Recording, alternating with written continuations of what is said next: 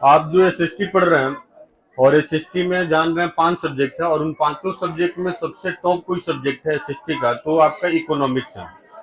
आगे इकोनॉमिक्स का कोई भी बुक इंटर का देखिएगा तो सब इंग्लिश मीडियम में सब बुक है। और आपको पता होना चाहिए भारत के सबसे बड़े जो इकोनॉमिस्ट थे यानी अर्थशास्त्री थे वो जो है प्रधानमंत्री पूर्व प्रधानमंत्री डॉक्टर मनमोहन सिंह थे, समझ रहे हैं जी। हाँ, तो जो अर्थशास्त्री होता है वो बहुत बड़ा जानकार होता है अर्थव्यवस्था का, मतलब पैसा कैसे खर्चा करना चाहिए, कैसे बचाना चाहिए, ठीक है ना। कि व्यक्ति जो है वो गरीब नहीं हो या देश जो है गरीब नहीं हो, देश में भूखमरी नहीं हो, कई तरह की समस्याएं नहीं हो, समझ रहे हैं जी। जब दुनिया अर्थ मतलब आर्थिक स्थिति से गुजर रहा था तो उस समय जो है अमेरिका में भी आर्थिक मंदी आ गया था। तो भारत के जो मनमोहन सिंह हैं प्रधानमंत्री थे, उनको जो है अमेरिका जो है अपने यहाँ राय लेने के लिए बुलाया कि कैसे जो है देश की अर्थव्यवस्था को जो है ठीक किया जाए, समझ रहे हैं जी। यानी लोग जो है यहाँ भूखे मर रहे हैं, भूखमरी नहीं आए, इसके लिए क्या प्लान बनाया जाए कि देश की अर्थव्यवस्था में सुधार हो। तो चलिए, उतने मतलब एक अच्छे सब्जेक्ट को आप पढ़ रहे हैं और आपको पता होना चाहिए कि एसएसटी में जो भी सब्जेक्ट आपको पढ़ाया जा रहा है उस सब्जेक्ट को लेकर के भारत का सबसे बड़ा एग्जाम आईएएस के एग्जाम को बच्चे क्वालिफाई करते हैं। आईएएस का रिजल्ट निकलता है, उसमें सबसे ज्यादा रिजल्ट निकालने वाले बच्चों में जो है 8 सब्जेक्ट से लेकर के जो है बच्चे रिजल्ट निकालते हैं, समझ रहे हैं जी। या बीपीएससी की परीक्षा होती है बिहार का सबसे बड़ा एग्जाम, ठीक है ना, जिसका पीटी जो है सर आपके निकाले हुए हैं, मेंस की परीक्षा होने वाली है। तो उस मेंस की परीक्षा में जो है 8 सब्जेक्ट लेकर के ही बच्चे तैयारी करते हैं। जैसे सामू सर जो है आर्ट्स में जो है इतिहास लेकर के मेंस पेपर में बैठ रहे हैं, समझ रहे हैं जी। तो आर्ट्स में जो भी पेपर आपको आसान लगता है वो मेंस पेपर लेकर के आप बैठ सकते हैं, दरोगा बन सकते हैं, एसडीएम बन सकते हैं, समझ रहे हैं जी। और कई बड़े बड़े एग्जाम में आप क्वालिफाई कर सकते हैं। तो आइए इस चैप्टर का एक एक करके सारा क्वेश्चन हम देखते हैं। तो बताइए, पहला क्वेश्चन फटाफट केवल बताते ये क्वेश्चन, हम इसके बारे में समझाते जाते हैं। हाँ चलिए, पहला क्वेश्चन है वस्तु विनिमय क्या है। सुन लीजिए, अब गांव में आज भी देखते हैं, अभी गर्मी का मौसम जो है मतलब आया हुआ था, उसमें जो है गांव गांव में लोग जो है देख रहे थे, मतलब लालमी जो है बेचने वाला होता था। या आज भी जो है कई चीजें जो है गांव में घूम करके लोग जो है बेचते हैं। तो गांव में तो लोगों के पास पैसे रुपए की कमी होती है, तो गेहूं के सीजन में कोई सामान बेचता है तो लोग जो है गेहूं ले जा करके और फिर जो है लालमी उसको खरीदते थे। यानी पैसा रुपये न दे करके एक वस्तु को देते थे, दूसरे वस्तु को खरीदते हैं। ये आज भी गांव में देखते हैं, किसी के यहाँ कुछ अगल बगल में घट जाता है तो वो जो है कहता है कि आप ये सामान ले लीजिए, बदले में हमको यह सामान दे दीजिए, ठीक है ना। वस्तु विनिमय प्रणाली बार्टर सिस्टम क्या है समझ लीजिए। अभी पूछेंगे लड़कियां, जिधर जानो जिस पर डॉक थोड़ा सा भी शक लगेगा उसको हम पूछेंगे खड़ा करा कर, सुन लो। वस्तु विनिमय क्या है, हर साल आता है 2 नंबर में। यानी किसी वस्तु को खरीदने के लिए दूसरी वस्तु को दिया जाता है, उसी को वस्तु विनिमय प्रणाली कहता है। जैसे लालमी खरीदने गए तो हम गेहूं दे दिए, लालमी ले लिए, समझ रहे हैं जी। तो जो भी जो है चीजें, सुन लीजिए, एक वस्तु को दे करके दूसरी वस्तु को खरीदा जाता है, उसी को हम वस्तु विनिमय प्रणाली कहते हैं, ठीक है ना। और यह जो है सबसे पुरानी प्रणाली है, ठीक है ना। पुराने जमाने में जो है इसी तरह से वस्तु की खरीदारी किया जाता था, ठीक है ना। मतलब कोई भी वस्तु खरीदना होता था तो बदले में हमको दूसरी वस्तु देना पड़ता था, तब वो वस्तु हमको मिलती थी, ठीक है ना। इस प्रणाली को हम वस्तु विनिमय प्रणाली कहते हैं। यानी एक वस्तु को दे करके दूसरी वस्तु को खरीदा जाता है, उसी को क्या बोलते हैं, वस्तु विनिमय प्रणाली। और पुराने जमाने में बताइए वस्तुओं की खरीदारी करने के लिए कौन सी प्रणाली प्रचलित थी, वस्तु विनिमय प्रणाली। यानी एक वस्तु को देकर के दूसरी वस्तु को खरीदा जाता था। कोई दिक्कत है किसी को? इस प्रणाली के कई दोष सामने आ गए, इसलिए इस प्रणाली को क्या कर दिया गया, छोड़ दिया गया। अब आइए दूसरी प्रणाली है मौद्रिक प्रणाली। मौद्रिक प्रणाली किसे कहते हैं, इसका पूरा नाम है मुद्रा प्रणाली, समझ रहे हैं। मुद्रा का मतलब होता है पैसा रुपया, जो आज प्रणाली प्रचलित है। हम मार्केट में कोई भी वस्तु खरीदने जाते हैं तो बताइए, हम घर से जो है गेहूं नहीं ना लेकर के आते हैं, पैसा लेकर के आते हैं और पैसा दे करके कोई वस्तु को खरीदते हैं। तो पैसा दे करके वस्तु को खरीदना मुद्रा प्रणाली कहलाता है, मौद्रिक प्रणाली कहलाता है। कोई दिक्कत है किसी को? जब हम पैसा रुपया दे करके किसी वस्तु की खरीदारी करते हैं तो उसको कौन सी प्रणाली कहते हैं, मौद्रिक प्रणाली। बताओ जी लड़की, दोनों तुम लोग बताओ, बार्टर सिस्टम और मॉनेटरी सिस्टम में क्या अंतर है, बताओ। मौद्रिक प्रणाली किसे कहते हैं? बात मत करो, बोलो। सुन ही नहीं रही हो, क्या सुन रहे हो? तुम तो बात कर, हटाओ कलम हटाओ जाएगा। कुछ नहीं पढ़ रही हो तुम, बताओ जी वस्तु विनिमय प्रणाली क्या है? सुनी नहीं हो, सुनी नहीं हो, लालमी देख करके बताओ, इधर ध्यान दीजिए। तो सारे बच्चे समझ गए हम। वस्तु विनिमय प्रणाली यानी एक वस्तु को दे करके दूसरी वस्तु को खरीदना वस्तु विनिमय प्रणाली कहलाता है। भारत की सबसे पुरानी जो प्रणाली है वस्तुओं की खरीद बिक्री करने की, वो वस्तु विनिमय प्रणाली है। परीक्षा सामने खड़ा है, हर कोई कह रहा है कि पढ़ लीजिए, 2-3 महीना समय है। जो ही बच्चे इस बच्चे हुए समय में सीरियस हो जाएंगे, ठीक है ना, 2-3 महीना मन लगा कर पढ़ लेंगे, उन्हीं का रिजल्ट बढ़िया आएगा, उन्हीं को छात्रवृत्तियां मिलेगी 15,000, ठीक है ना। आगे जो है उनके मम्मी पापा पढ़ाने के लिए सोचेंगे, ठीक है ना।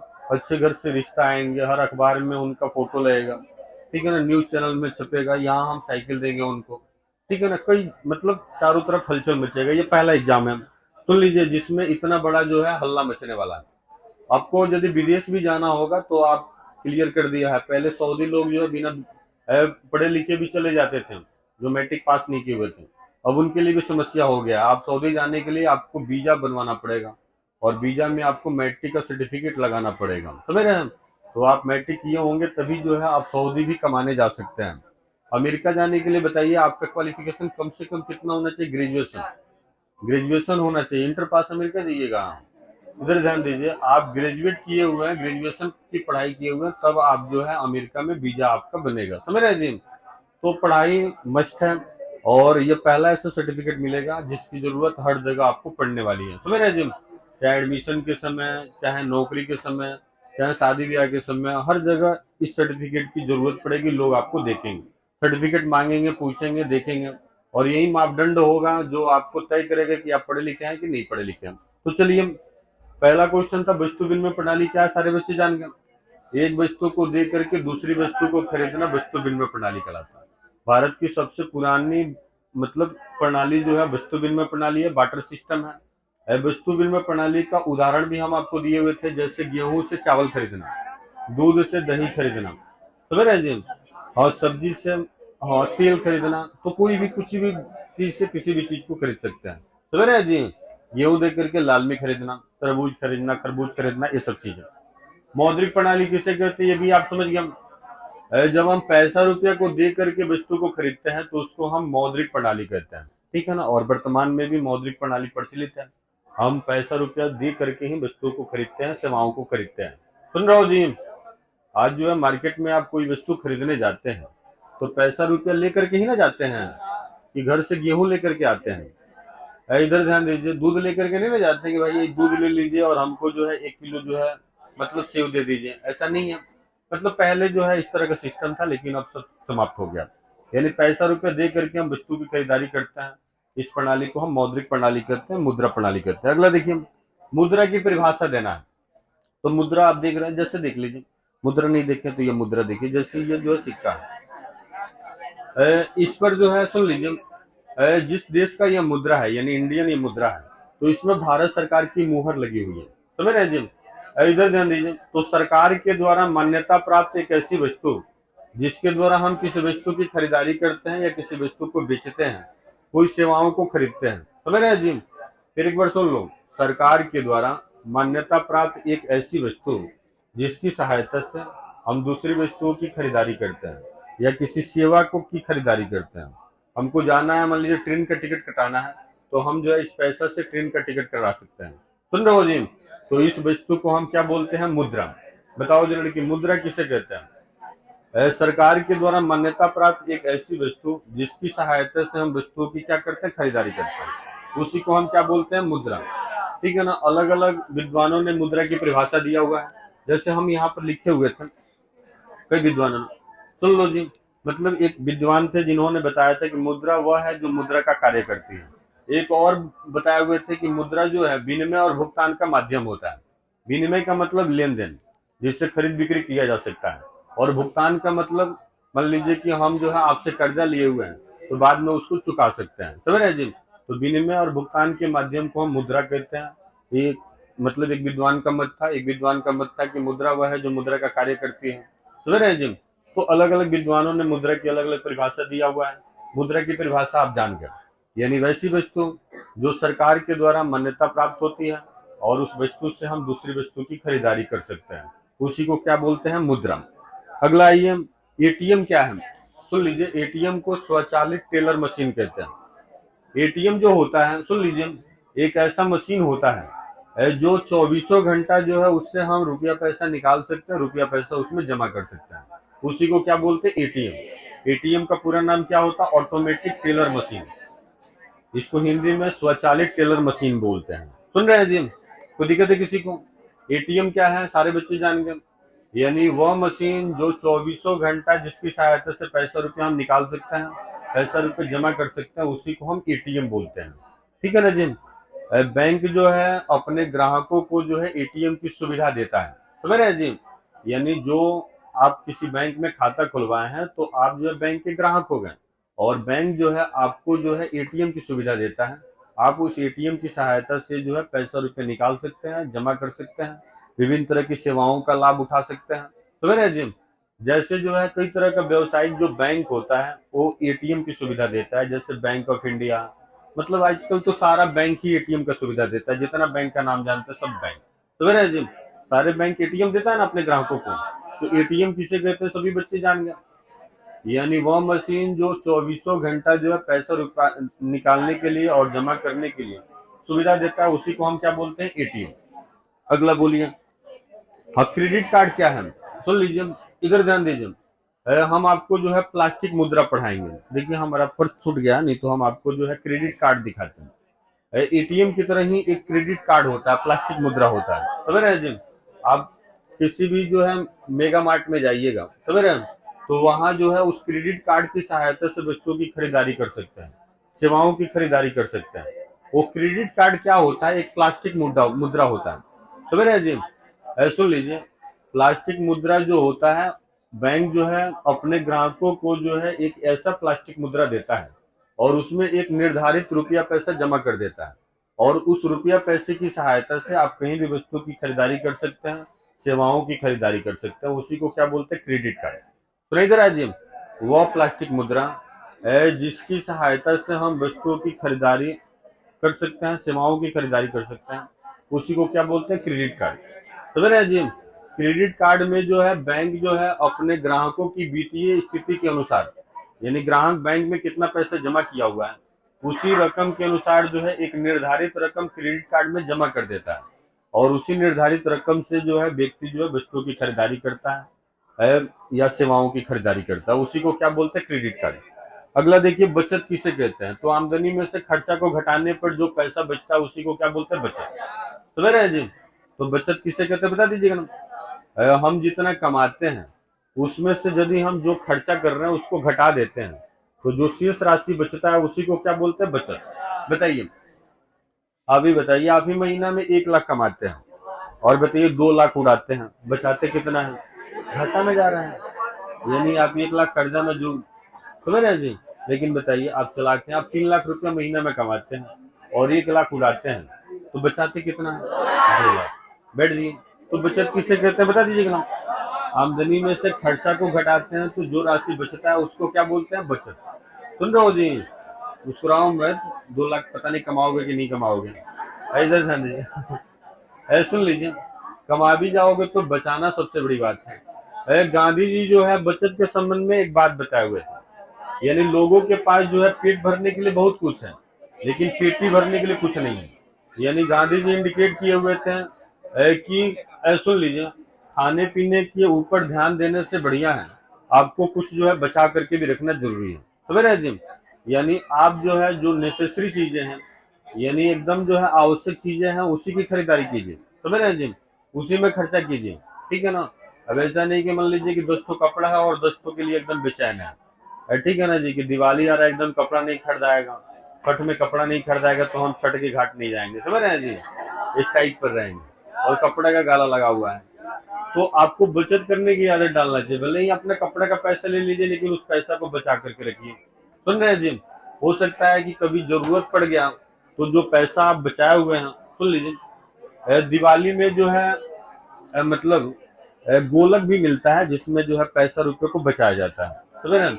हाँ, तो आप एक बड़ा सा गोलक रखिए और उसमें जो है अपने, सुन लीजिए, जो भी पैसा आपको खाने पीने के लिए मिलता है उसको बचा करके उसमें रखिए, समझ रहे हैं।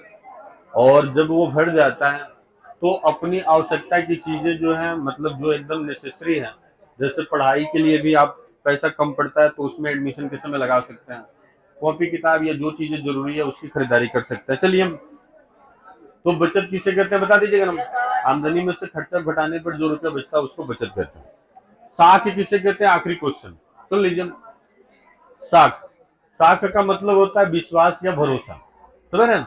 जैसे मान लीजिए कि आप ही गड़ो जी, आप बोल रही है कि गुरु जी हमको 1 लाख रुपया थोड़ा जरूरत पड़ गया, आप दे दीजिए ना। हम सुने कि आप करोड़पति हैं, ठीक है ना जी, बैठ जी। तो हम, बैठ जी, हमको आप पर जो है मान लीजिए विश्वास है, विश्वास है तो हम आपको पैसा दे देंगे, ठीक है ना। और फिर जो है उस पैसा को आप बोलिएगा कि हम 1 महीने में लौटा देंगे, तो 1 महीना में आप उस पैसे को क्या कर दीजिएगा, लौटा दीजिए। इसी को क्या बोलते हैं, साख। साख का मतलब होता है विश्वास या भरोसा, जिसके आधार पर व्यक्ति जो है किसी को कर्ज देता है या किसी से कर्ज लेता है, उसी को हम क्या बोलते हैं, साख। कोई दिक्कत है किसी को, बता दोगे ना जिम। जितना ही साख जो है यानी विश्वास तगड़ा होगा उतना ही कर्जा का लेन देन आराम से लोग करते हैं, ठीक है ना जी। और विश्वास नहीं होगा तो बताइए कर्जा मिलेगा, नहीं मिलेगा, ना बैंक आपको कर्जा देगी ना कोई व्यक्ति आपको कर्जा देगी, ठीक है ना जी। तो कोई भी कर्जा जो मिलता है वो किसके आधार पर मिलता है, साख के आधार पर, क्रेडिट के आधार पर, समझ रहे हैं जी। आप नहीं बोलते हैं कि आप क्रेडिट अपना खराब कर दिए हैं, समझ रहे हैं जी। तो क्रेडिट खराब कर दीजिएगा तो बैंक भी कर्जा नहीं देगा और कोई व्यक्ति भी कर्जा नहीं देगा। और क्रेडिट कैसे खराब हो गया, जैसे ये हमसे 1 लाख रुपया मांग लिए और बोल दिए 1 महीना में देने के लिए, और ये मत पूछिए 1 साल हो गया, 2 साल हो गया, 3 साल हो गया, इधर ध्यान दीजिए, और ये देने का नाम ही नहीं ले रहे हैं। तो बताइए क्रेडिट जो है खराब कर दिया अपना। अब कर्जा हमसे मांगने आएंगे तो दिया जाएगा, नहीं मिलेगा, ठीक है ना। इधर ध्यान दीजिए, तो यह जो है क्रेडिट किसे कहते हैं, सारे बच्चे जान गए। साख क्या है, हम साख का मतलब क्या होता है, विश्वास या भरोसा, जिसके आधार पर जो है कोई भी व्यक्ति बैंक को या कोई व्यक्ति जो है किसी को क्या करता है, कर्जा देता है और उस कर्जा को निर्धारित समय में पूरा मतलब फिर से लौटा देता है। चलिए खड़े हो जाइए, अब एक एक करके बता दीजिए, बताइए वस्तु विनिमय प्रणाली किसे कहते हैं। वह प्रणाली जिसमें एक वस्तु को दे करके दूसरी वस्तु को खरीदा जाता है उसको वस्तु विनिमय प्रणाली कहते हैं, ठीक है ना। वस्तु विनिमय प्रणाली जो है सबसे पुरानी प्रणाली है कि नई प्रणाली है, सबसे पुराने प्रणाली है। पुराने जमाने में वस्तु विनिमय प्रणाली से वस्तुओं की खरीद बिक्री की जाती थी, समझ रहे हैं जी। और इस प्रणाली में कई तरह का दोष आ गया, इसलिए इसको क्या कर दिया, छोड़ दिया गया। हम बहुत सारा दोष गिनाएंगे, समझ ना, वस्तु विनिमय प्रणाली के क्या क्या दोष है उसमें हम आपको बताएंगे। अगला बताइए, मुद्रित प्रणाली क्या है, मौद्रिक प्रणाली, वह प्रणाली जिसमें पैसा रुपए को दे करके वस्तुओं की खरीदारी की जाती है उसको मौद्रिक प्रणाली कहते हैं, समझ रहे हैं जी। और वर्तमान में कौन सी प्रणाली प्रचलित है, मौद्रिक प्रणाली। आप बताइए मुद्रा की परिभाषा दीजिए। एक ऐसी वस्तु, सरकार के द्वारा मान्यता प्राप्त एक ऐसी वस्तु जिससे हम वस्तुओं की खरीदारी कर सकते हैं, हम लेन देन करते हैं, वस्तुओं को खरीदते हैं, वस्तुओं को बेचते हैं, उसी को क्या कहते हैं, मुद्रा। आप बताइए जी, एटीएम किसे कहते हैं, ऐसा मशीन जो 24 घंटा जिससे पैसा रुपए निकाल सकते हैं, पैसा रुपए जमा कर सकते हैं, उसको एटीएम कहते हैं। ऑटोमेटिक टेलर मशीन, स्वचालित टेलर मशीन। बताइए खड़े हो जाइए, क्रेडिट कार्ड किसे कहते हैं, वह प्लास्टिक मुद्रा जिसकी सहायता से हम वस्तु को खरीद सकते हैं, वस्तु को बेच सकते हैं, ठीक है ना।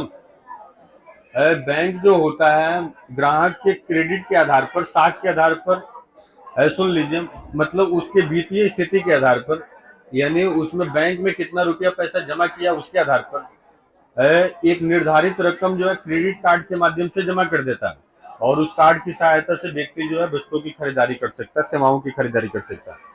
बताइए जी, बचत किसे कहते हैं, आमदनी में से खर्चा को घटाने पर जो राशि बचता है उसको क्या बोलते हैं, बचत। बचत बराबर आय माइनस ब्याज। गांधी जी बचत के संबंध में क्या बताया था, पेट भरने के लिए बहुत कुछ है, पेटी भरने के लिए। आखिरी क्वेश्चन, साख क्या है, साख का मतलब क्या होता है, विश्वास या भरोसा, जिसके आधार पर बैंक, और जिसके आधार पर बैंक या कोई व्यक्ति को जो हम कर्जा रुपया देते हैं या कर्जा रुपया जो है लेते हैं, समझ रहे हैं जी। कोई दिक्कत है किसी को, तो साख किसे कहते हैं बता दो। चलिए सेवा समाप्त हुआ, देखो मैथ में क्या पढ़ा है।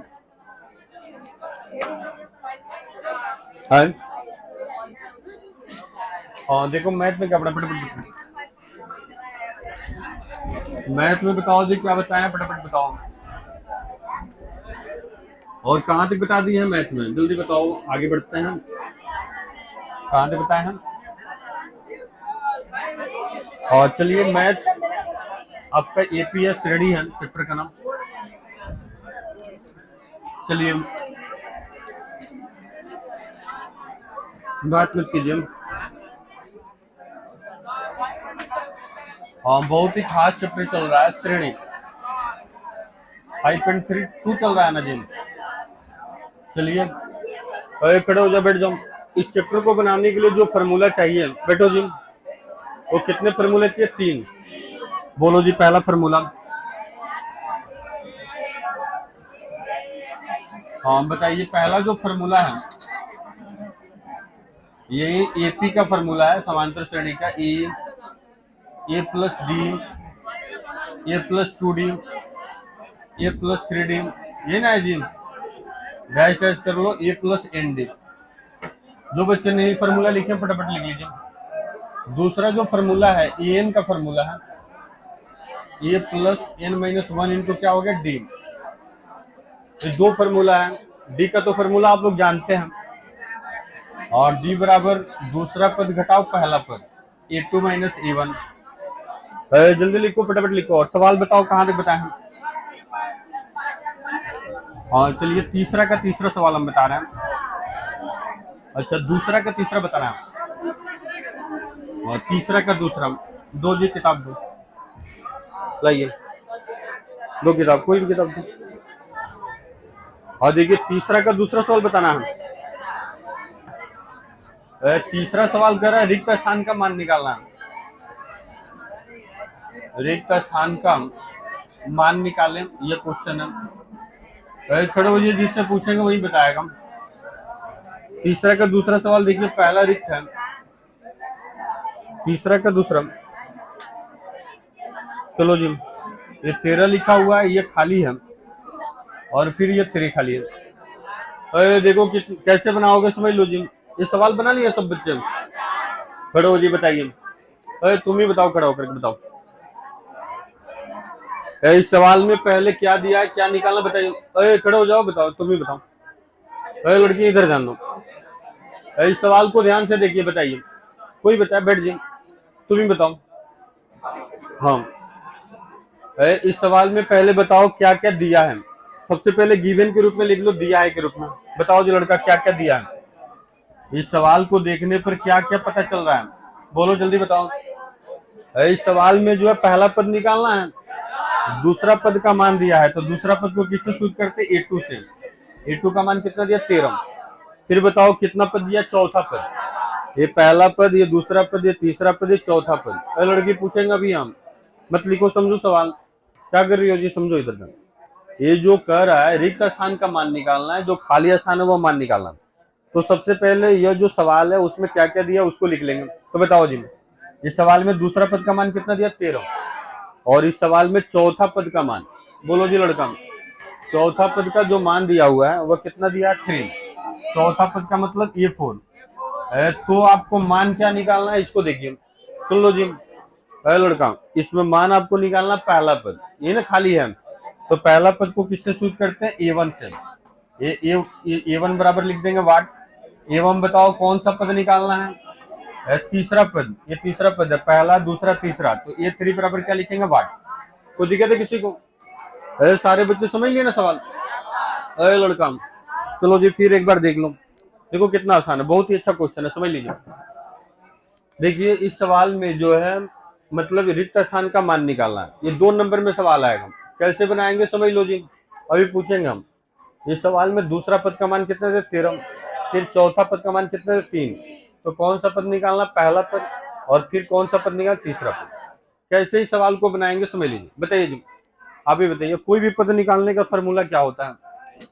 कोई भी पद निकालने का फॉर्मूला बताओ क्या होता है? लड़के भी पूछेंगे हम, बताओ क्या तुम याद किए हो जी? एन वाला फॉर्मूला होता है, बोलो फॉर्मूला का नंबर बताओ। एन बराबर ए प्लस एन माइनस 1 इंटू क्या होता है? डी।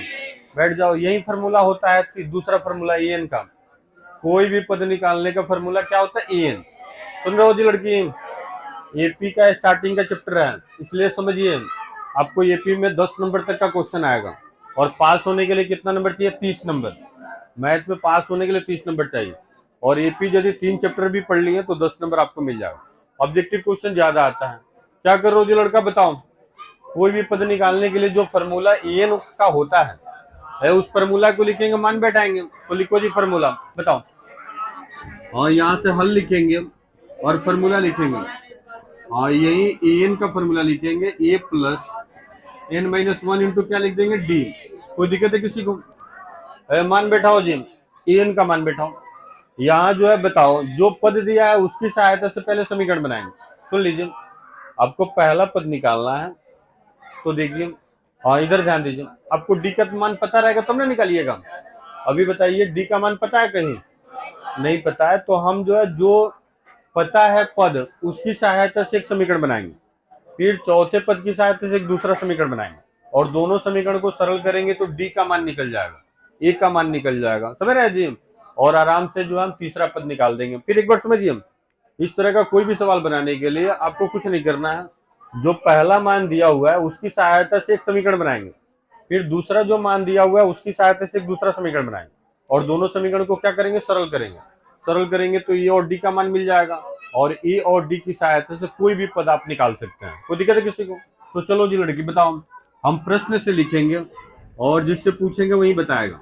बोलो जी, बताओ लड़की। प्रश्न में कौन सा पद का मान दिया? दूसरे पद का मान। दूसरा पद का मतलब ए2 का मान दिया है, तो हम यहाँ पर लिखेंगे एन की जगह पर क्या लिखेंगे? ए2। ए का तो मान पता नहीं है, ए ही लिखेंगे। और बताओ, एन की जगह पर पदों की संख्या यहाँ क्या है? 2, तो यहाँ एन की जगह पर 2 लिख देंगे, और डी का मान नहीं पता है, डी ही लिखेंगे। अब समीकरण बन गया। बताओ जी लड़की, इधर ध्यान दीजिए। प्रश्न से दूसरा पद का मान कितना दिया? 13।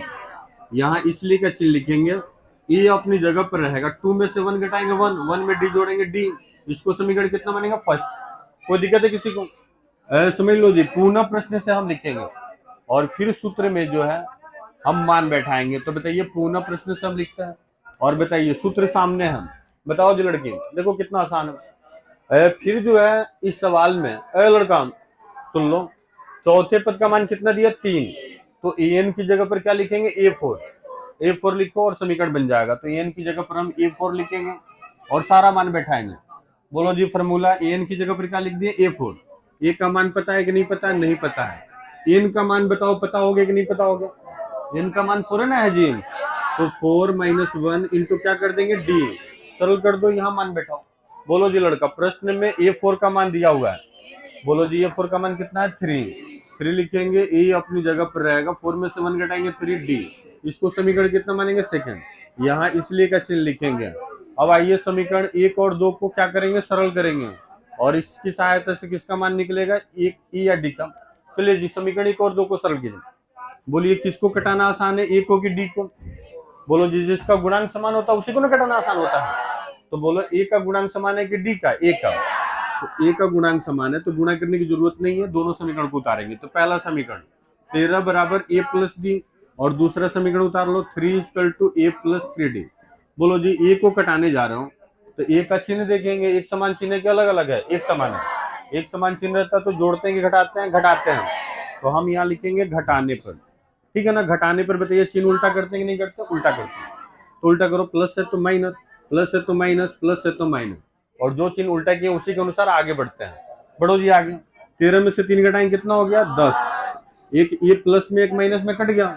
यहाँ इसको सरल करो, माइनस अपनी जगह पर आएगा, 3d में से डी घटाओ तो 2d हो जाएगा। 2 से घटा दो, 2 बचे, कितना हो गया? 10।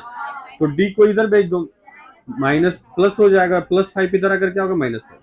अब डी का मान -5 आ गया। सुन लो जी लड़का, इधर ध्यान दीजिए। तो डी का मान -5 आ गया, तो इसकी सहायता से किसका मान निकाल लेंगे? ए का। यानी डी का मान जो आया हुआ है उसको किसी एक समीकरण में रख देंगे। तो एक में रखने पर, एक में रख लो जी लड़का, एक में रखने पर, तो 1 नंबर समीकरण में रखो। बताओ, 1 नंबर समीकरण जो देख रहा हो यही ना हम इधर है। 13 बराबर जो है हम क्या लिखेंगे? A plus D. ए का मान बैठाएंगे, ई का मान रहने देंगे, और डी की जगह पर कितना लिखेंगे? -5। सरल कर लो, सरल करो इसको। बताओ, यहाँ से किसका मान निकल जाएगा? ए का। सबको इधर भेज दो, 13 अपनी जगह पर रहेगा, ये हम प्लस माइनस में गुणा करेंगे, -5 इधर आकर क्या हो गया? +5। ए का मान यहाँ निकल गया, ए का मान कितना हो गया? 18।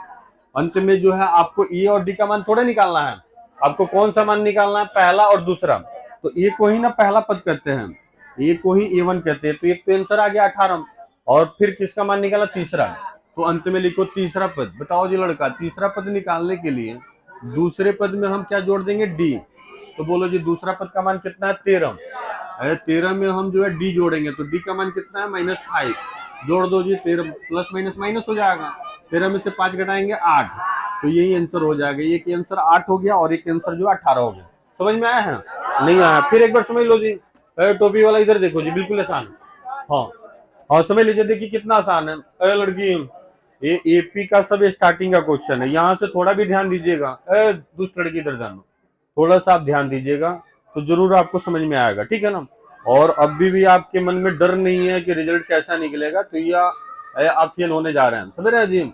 आपके मन में डर नहीं लग रहा है कि हमारा क्या हाल होने वाला है, तैयारी कर ही नहीं रहे हैं, पढ़ लिख नहीं रहे हैं, समझ रहे हैं जी।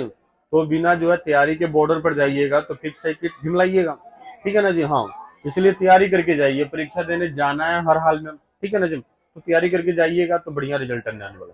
थोड़ा सा भी मन बना लिए, 1 घंटा 2 घंटे भी पढ़ रहे हैं, कोशिश कर रहे हैं, तो फिर डिवीजन से कम आने वाला नहीं है। बताइए यहाँ सवाल क्या कर रहा है, रिक्त स्थान का मान निकालना है, यानी खाली वाला जो मान है उसी को निकालना है। ये सवाल कितने नंबर पूछेगा, 2 नंबर। देखिए कैसे निकालते हैं। सबसे पहले जो श्रेणी दिया हुआ है, इस श्रेणी से जो मतलब पता है मान, उसका निकाल लेते हैं मान। तो बताइए इस श्रेणी में क्या क्या मान पता है, दूसरा पद, फिर क्या क्या मान पता है, चौथा पद। ये पहला पद का मान निकालना, तीसरे पद का मान निकालना, तो इसको हम दिया है ग्रुप में लिख लेते हैं। तो दूसरा पद A2, दूसरे पद को किससे सूचित करते हैं, A2 से। जो भी पद होगा ये उतना से सूचित करेंगे। बताओ जी लड़की, 10वां पद को किससे सूचित करेंगे, A10 से। 9वां पद को A9 से, तो दूसरे पद को A2 से। तो दूसरा पद A2 बराबर कितना लिखेंगे, 13। और फिर यह कौन सा पद है, चौथा पद। चौथा पद को किससे सूचित करेंगे, A4 से। तो यही A4 बराबर कितना लिखेंगे, 3। आपको निकालना क्या है, पहला पद, ये ना खाली है, पहला पद को A1 से या A से। फिर क्या निकालना है, तीसरा पद, तीसरा पद को A3 से। A3 बराबर 1। कोई दिक्कत है किसी को। चलिए जी, कोई भी इस तरह का कोई भी सवाल बनाने के लिए आपको कुछ नहीं करना है। पहला जो मान दिया उसकी सहायता से एक समीकरण के रूप में बदलेंगे, और फिर दूसरा जो मान दिया उसकी सहायता से एक समीकरण बनाएंगे, और दोनों समीकरण को हल कर देंगे, ए और डी का मान मिल जाएगा। ए और डी की सहायता से कोई भी पद आप निकाल सकते हैं। चलिए जी, लड़का बताओ जी, कोई भी पद निकालने के लिए जो सूत्र होता है वह कौन सा सूत्र होता है, एन। एन का हम सूत्र लिख देंगे, सूत्र जुबान पर होना चाहिए, पूछेंगे कल। एन बराबर A plus N minus 1 into क्या होता है, डी। बोलो जी सवाल में कौन सा पद पता है, दूसरा पद। तो एन की जगह पर हम क्या लिखेंगे, A2। ए का मान पता नहीं है, यही लिखेंगे। एन का मान आपको पता है, एन का मान कितना है, 2। तो एन की जगह पर कितना लिखेंगे, 2 माइनस 1, और डी अपनी जगह पर है। बोलो जी लड़की, दूसरा पद का मान कितना पता है, 13। तो A2 की जगह पर 13 लिख देंगे, यही अपनी जगह पर रहेगा। एन की जगह पर 2 ही ना है, तो एन की जगह पर 2 लिखेंगे। 2 माइनस 1 मतलब 1, 1 में डी से गुणा करेंगे, डी। ये पहला समीकरण हो जाएगा, 13 बराबर A प्लस डी। कोई दिक्कत है इसको जी। दूसरा देखो जी, पुनः प्रश्न से हम यहाँ लिख रहे हैं, ये तो हम लास्ट वाले मान को लिखे हुए हैं। चलिए पुनः प्रश्न से लिखते हैं।